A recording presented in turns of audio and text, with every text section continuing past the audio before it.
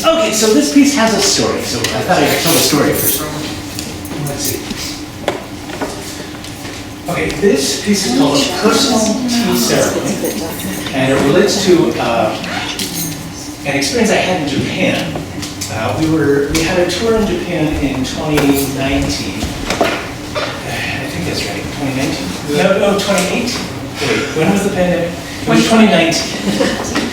Multiple years. Okay, it was before the pandemic. Doesn't matter. Okay. Anyway, so we were going to go out there. We had a performance lined up, and we were looking for sites to do dance video. And it actually ended up in the dance video that we showed in Hale in May, June, or something like that. It was a piece called Moss. Right. Yeah, and you were moving like through the atmosphere, almost like if you could imagine moss moving, because we can't see it, it's so slow. To me it felt. Let's see. So anyway, when you cite dance video locations, you don't always know what you're getting into, right? And so there were photos from near where we were staying. We were in Kyoto, and this was a suburb of Kyoto. There were photos of this big festival that they do every year. They set off rockets, right? They're setting off all kinds of rockets in there, and I thought, wow, that looks like a really cool place. I should go there and see, because I'll be right there. I should go there and see if it would be a good space for a dance video. Right? And so I learned to read what the bus routes were, because the Japanese is a pictographic language, right? So you can sort of see that. So there's the fellow with his leg up in the air, and he's bent to his side. And if you can see that in your schedule, and you can see that on the bus, then you kind of know you're in the right bus. So I found the right bus, which was good. But the bus only takes you halfway there, and then you have to wait for another bus. So I took the bus halfway there. I followed the leading man, and I got halfway there. And then I sat and waited for the next bus to come along. And while I'm sitting there, this man comes along, and he says, hello, I teach English in this school over here. How are you? I'm like, oh, well, I'm fine. How are you?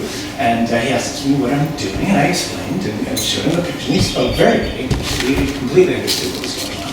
And he sort of nods at me, right, and then smiles, right, and walks over here, right, and I think, oh, okay, so that conversation is done. I go back to my book, and 2 seconds later, he comes back with his friend, and he's like,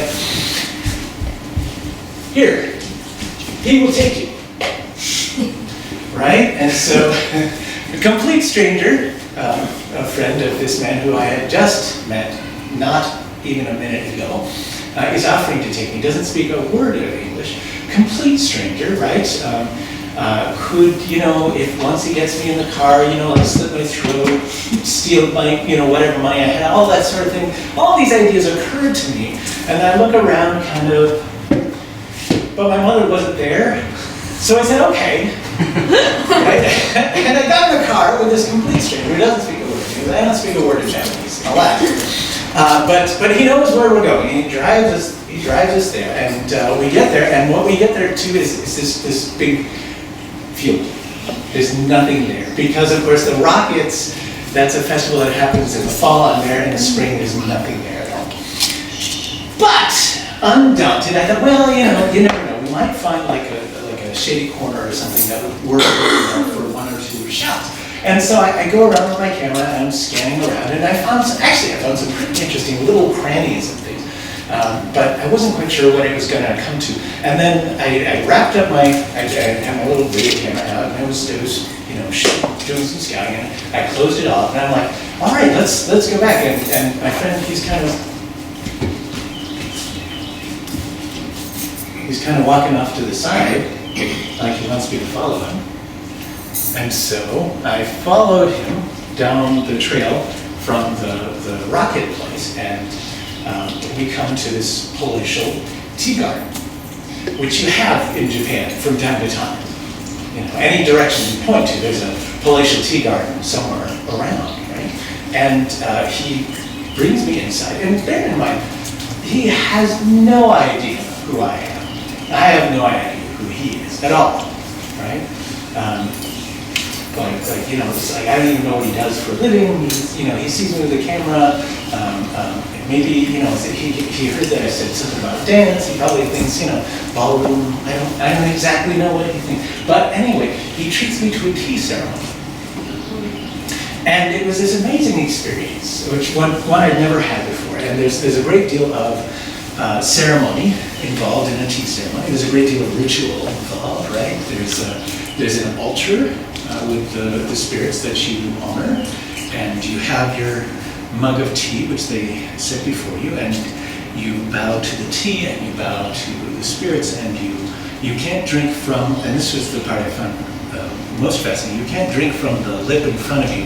You have to turn it, and then you can drink from that lip, and I still don't know why.